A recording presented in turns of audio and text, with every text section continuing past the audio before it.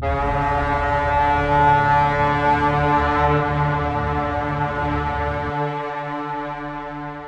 lords and the ladies of the realm. Ever since the scourge of winter, lots of the ladies and the lords have migrated into our realm to the safety of Ungavaria. I, Lord Asadel, who has been tasked to take ravens from other houses to keep the status of wars, diplomacy, and politics. Long ago, I've used the information given to report to the realm, and I see a new war that could change the dynamics of the power in this realm. Before getting to that, allow me to give you a brief history of this world. This land, like all other lands, had many houses struggling for dominance. Eventually, two main factions rose into power. Sparta from west, Ming Dynasty from the east. These two kingdoms expanded their borders into the borderlands and eventually conflicted with one another. Two kingdoms fought furiously, naming few key battles in the fortress of Nisa and city of Acheron.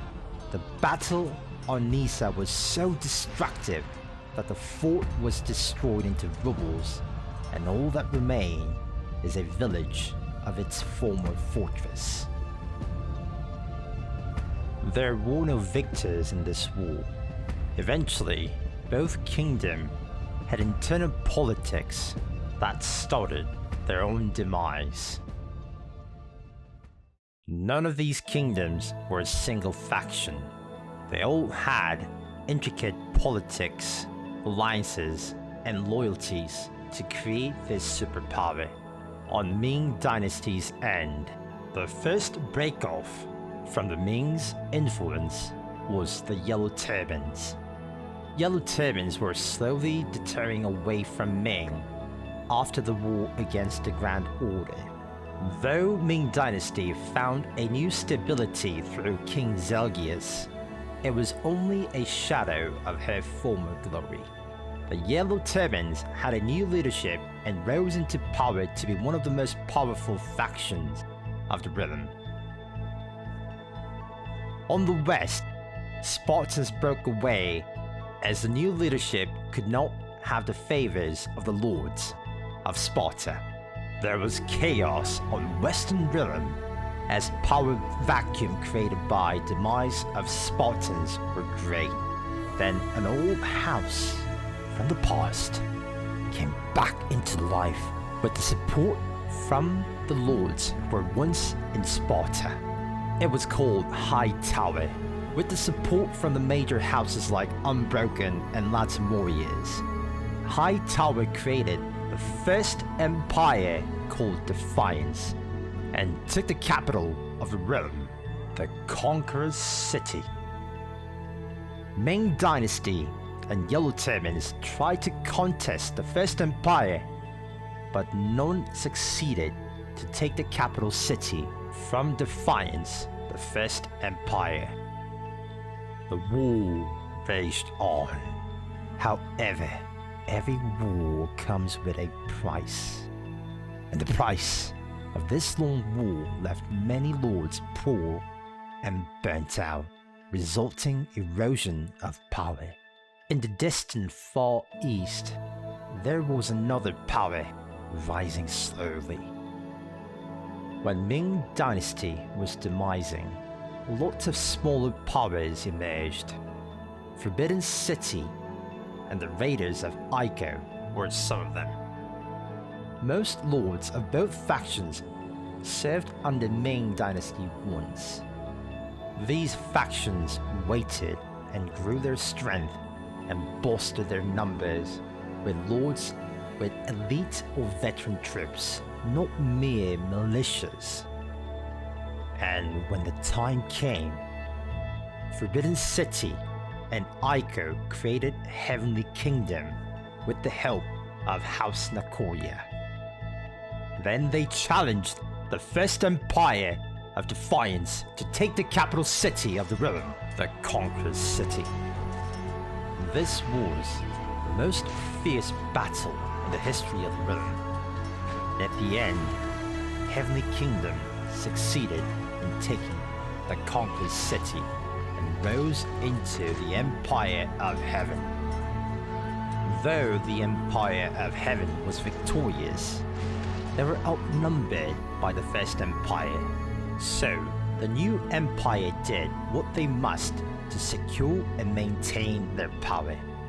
They have made alliances with other ambitious factions.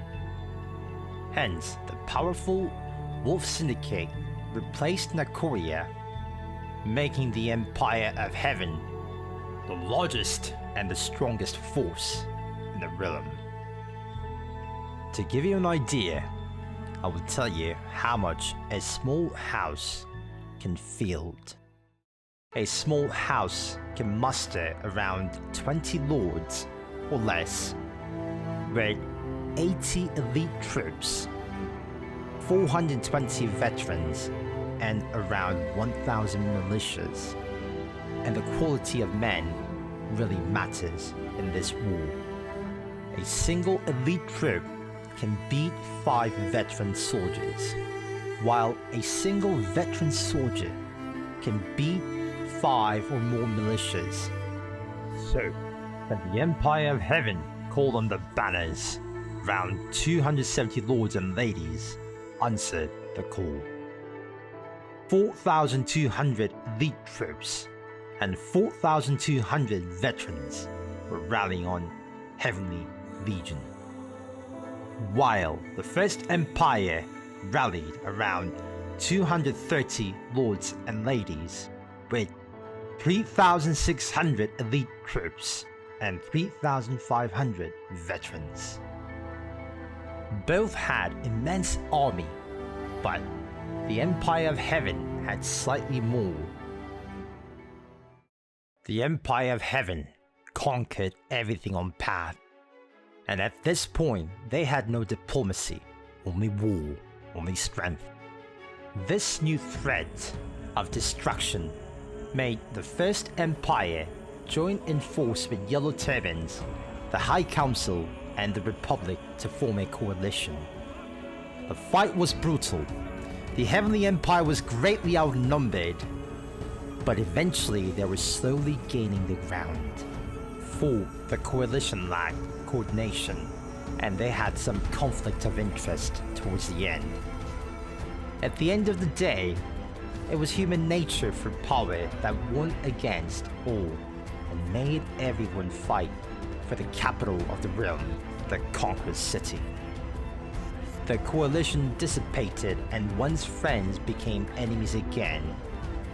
High Tower of Defiance, the First Empire, claimed the Conqueror's City to show the dominance over the realm once again. However, that victory was short-lived. The Raiders of Ico, once band of lords who gathered for power, attacked the Conquered City head-on against High Tower.